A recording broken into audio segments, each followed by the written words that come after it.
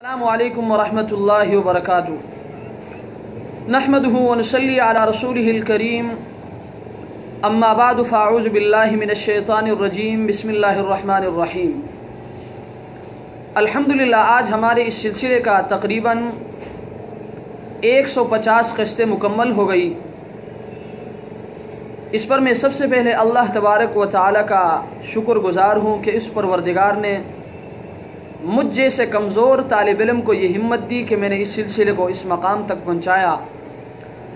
और साथ साथ मैं अल्लाह तबारक व तआला की बारगाह में ये दुआ भी करूँगा कि अल्लाह तबारक व तआला मज़ीद मुझे इस्तिक़ामत के साथ और इखलास के साथ इस सिलसिले को आगे बढ़ाने की तौफ़ीक़ अता फ़रमाए। और साथ साथ मैं अपने उन तमाम सामिईन का भी शुक्रिया अदा करता हूँ जिन्होंने मुझे सुना और मुझे हिम्मत दी, हौसला दिया। अल्लाह तबारक व तआला उनकी इस मोहब्बत को, उनकी इस काविश को अपनी बारगाह में कबूल फ़रमाए। मसला नंबर 1, कराची से भाई एजाज़ुर रहमान साहब ने सवाल किया है कि तकबीर तहरीमा कहने का मसनून तरीक़ा क्या है। तो मसला ये है कि तकबीर तहरीमा कहने का मसनून तरीक़ा ये है। नंबर 1, तकबीर तहरीमा कहते वक्त क़िबले की तरफ रुख करके सीधा खड़ा होना चाहिए। सर और गर्दन को झुकाकर टोड़ी को सीने से लगाकर खड़ा होना दुरुस्त नहीं है। जैसे बाज़ लोग यूँ खड़े हो जाते हैं, ये दुरुस्त तरीक़ा नहीं है। नंबर 2, नज़र सजदे की जगह पर होनी चाहिए। नंबर 3, पाँव की उंगलियों का रुख क़िबले की जानिब होनी चाहिए और दोनों पाँव भी क़िबला रुख होनी चाहिए। दाएं बाएं तिरछा रखना सुन्नत के ख़िलाफ़ है। बाज़ लोग पाँव यूँ रखते हैं और बाज़ लोग यूँ रखते हैं, ये दोनों सुन्नत के ख़िलाफ़ है, बल्कि पाँव बिल्कुल क़िबला रुख यूँ सीधा होना चाहिए। नंबर 4, दोनों पाँव के दरमियान 4 उंगल का फासला होना चाहिए।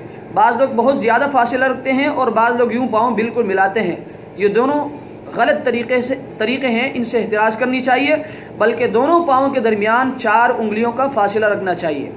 नंबर 5, तकबीर तहरीमा कहने से पहले मर्द हज़रात दोनों हाथों को कानों तक इस तरह उठाएं कि हथेलियों और उंगलियों का रुख क़िबले की जानिब हो और अंगूठों के सिरे कान के लो से या तो बिल्कुल मिल जाए या इसके बराबर आ जाए, या यूँ बिल्कुल मिल जाए या इसके बराबर आ जाए, और बाकी उंगलियां ऊपर की तरफ सीधी हो और उंगलियों के दरमियान न बहुत ज़्यादा फासला रखें और न यूँ इनको मिलाए, बल्कि नॉर्मल हालत पर रखें। और ख़वातीन दोनों हाथों को कंधों तक उठाएं लेकिन दोपट्टे से बाहर न निकालें, और उज़्र की हालत में जहाँ तक उठा सकते हो उठाएं, काफ़ी हो जाएगा।